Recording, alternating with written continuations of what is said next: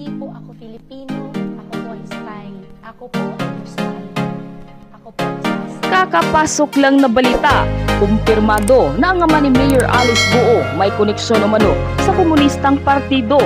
Ito ay lumabas sa ulat ng kilalang independent journalist na si David Chang, kung saan ay napag-alaman nito na ang mga angka ng Guo mula sa maliit na bayan ng Jinjin sa Fujian, China ay bahagi ng tinatawag na Chautai family na tumutukoy sa pinagmula ng mga angkan ng mga Guo. At paglipas ng panahon ng mga ito ay kumalat na sa buong Asya. Kung kaya't may angka na ang mga Guo sa maraming parte ng mundo at sa pamamagitan ng pagbuo ng mga asosasyon ng mga ito ay muli nilang napagbuklod-buklod ang koneksyon ng bawat isa. Narito ang nakakagulat at nakakapanindig balahibo sa tunay na pagkatao ng Bamban Tarlac Mayor na si Alice Guo na tiyak na ikakagulat nyo. Halina't sabay-sabay nating panuorin at alamin ang video ito. Ngunit bago tayo magpatuloy, huwag kalimutang i-like, share, subscribe, and click the notification bell for more updates and for more upcoming videos. Maraming salamat! Kaya naman ang manalong mayor ng Bamban Tarlac, si Mayor Alice Guo ay umani ito ng papuri sa kanyang mga kalahi mula sa Hong Kong Chautai Guo Association. At kung mapapansin natin sa dalawang ito na wala ang Guo sa isang asosasyon, ay mapapansin natin na ang Chautai Association ay ang mas malawak na asosasyon na kinabibilangan lamang ng Guo clan. Bukod pa riyan ay mayroon ding tinatawag na Philippine Chautai Association na sinasabi namang pinamumunuan ng ama ni Mayor Alice Guo. At base sa mga impormasyong ito ay tila wala namang masama na magkaroon ng koneksyon ng bawat miyembro ng parehong angka na pinagmulan ng mga ito. Subalit ayon sa ulat na ito, ang kanilang asosasyon ay napapabilang din sa ilang asosasyon kung saan ang ilang miyembro at opisyal nito ay mga opisyal ng komunistang partido. Gaya na lang sa isa pang selebrasyon mula sa larawang ito para sa bagong pinuno ng isa pang organisasyon na konektado sa asosasyon ng ama ni Mayor Alice Guo na dinaluhan naman ng isang Deputy Director of the Coordination Department of the Joint Office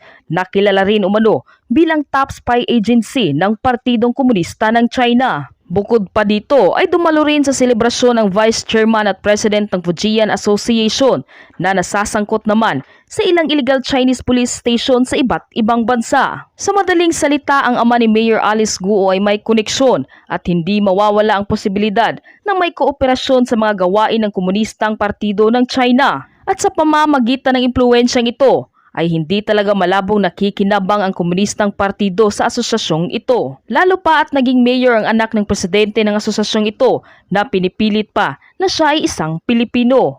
Subalit bukod sa hindi nag-i-exist ang pangalan ng mga magulang nito na nakalagay sa kanyang birth certificate, ay wala rin siyang maaalala mula sa kanyang kabataan at wala din siyang maipakita kahit isang larawan mula sa kanyang kabataan na nagpapahiwatig na hindi siya lumaki sa Pilipinas. Kaya't gaya ng ilang Chinese, ang mother tongue nito ay hirap sa letrang R, isang indikasyon na purong kulturang Chinese ang kanyang kinamulatan. At ang mas malapit niyang ugnayan sa mga Chino kaysa sa sinasabi niyang ina niyang Pilipino ay nagpapahiwatig na wala siyang pakialam sa mga Pilipino. Itong Alice Guo daw, mukhang ahente daw ng China. Napakagandang ahente ng China naman yan. Parang James Bond na babae, no? Ang kanilang prueba na ahente ng China yan ay dahil siya ay Chinese. Unfair. Tingin ko, nangyayari dito kay Mayor Alice Guo, pagbubuli. Natandaan nyo si Grace po. Nagkaroon sila ng kaso na dapat i-disqualify bilang kandidato kasi foundling. Ano ibig sabihin ng foundling? Hindi niya alam kung sinong nanay at tatay niya. Nadiscovery lang si Grace po doon sa simbahan ng Iloilo. At kung titignan nyo naman si Grace po ngayon, hindi mukhang Pilipina yan. Ha? Mukhang Amerikana yan dahil tisay na tisay. Pero nang sabi ng Korte Suprema, maski ikaw ay foundling at hindi mo kilala kung sinong iyong nanay at tatay dahil meron tayong karapatang pantao, merong presumption na ikaw ay Pilipino. Bakit? Kasi sa larangan po ng karapatang pantao, lahat ng mga bata merong presumption na dapat meron silang nationality. So hindi po pwede na palibasa hindi alam ang magulang mo, miski mukha ka pang dayuhan, na wala kang presumption na ikaw ay citizen nung lugar kung saan ikaw ay nadatnan. Kung yun nga hindi mo alam kung sino ang tatay at nanay, may presumption na ikaw ay Pilipino. Bakit si Alice Guo na sinasabi naman niya na Pilipinang nanay niya, walang presumption na siya ay Pilipino? Mali po ang sinasabi nila. Na palibasa, late registered yung kanyang birth certificate, baka hindi siya Pilipino. Ang meron pong burden Ang dapat magprueba na hindi siya Pilipino ay yung kumu-question. Pangalawa, meron po tayong proseso sang-ayon po sa Omnibus Election Code na yung pagpoprotesta dahil ikaw ay hindi Pilipino, dapat yan matapos magsampa ng iyong Certificate of Candidacy.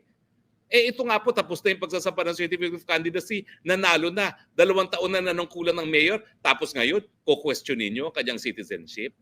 Kaya nga po nagsalita naman si Chairman Garcia at sinabi niya talaga na sa proseso dapat kinu-question ang nationality pag naghain pa lang ng Certificate of Candidacy at hindi matapos na ng 2 taon na panunungkulan sa 3 taon na termino, di ba?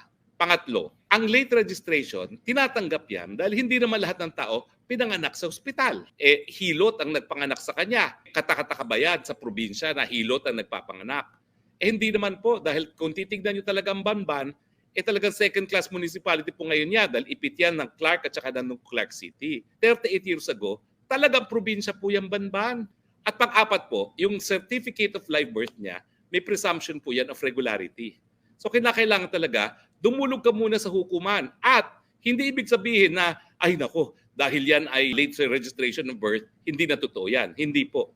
Kung sino magsasampa ng kaso laban sa pagiging citizen ni Mayor Guo, silang dapat magprueba. At ngayon po, wala namang piniresentang prueba. Kaya nga po, pati yung soldier natin, ingat sa kanyang deklarasyon.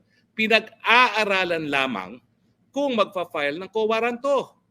Co-warranto po kasi yung sinasampa sa kaso para mapatanggal ang isang tao sa pwesto kapag wala siya dun sa qualifications ng opisinang yon. At siyempre, ang pagiging mayor, kinakailangan ikaw ay citizen ng Pilipino. Hindi naman sinabi ng soldier na may ebidensya na siya. Pinag-aaralan lamang. Ang China at ang kanyang embassy, wala pong ginawa yan kundi maglabi sa presidente, ideklara ng illegal ang Pogo. Kasi ang Pogo po yan, electronic gambling, electronic casino, pero ang merkado nila sa China. At siyempre, dahil nasisira ang mga buhay ng mga Chino, walang tigil po ang paglabi ng China na deklarang illegal yan. Pero siyempre, noon at ngayon, hindi naman sa panahon lang ni Presidente Duterte ang Pogo na yan, dati na yan, at hanggang ngayon, 2 taon nang nakakalipas matapos ang administrasyon ni PBBM, hindi natin dinideklarang illegal ang Pogo. So sabihin natin may kinalaman siya sa Pogo, ano ngayon, legal naman yan. Dahil nga, yan ay, basta may lisensya ka sa PAGCOR, legal yan. Sabi nila may mga illegal. Kung may mga illegal dyan, lahat po ng mga Chino na nahuli, na nagtatrabaho doon sa Banban, dineport sa China. Except for one, na merong hinaharap na kaso ng estafa. Ang tanong ko, kung doon sa raid na ginawa nila sa Banban, may illegal silang nadiskubre, bakit hindi nila kinasuhan yung mga Chinese at pinayagan nilang umuwi? Dahil pinayagan nilang iuwi at i-deport sa China yan, ibig sabihin, walang kasong naisampa sa Pilipinas laban doon sa mga workers sa Chinese. Nasaan ngayon ang illegal na gawain doon sa Pogo na yan? Pangatlo, tinanggi naman ni Mayor Go na meron siya kinalaman doon sa Pogo. Alam nyo, may distinction doon sa may-ari ng building at yung mga umuupa sa building.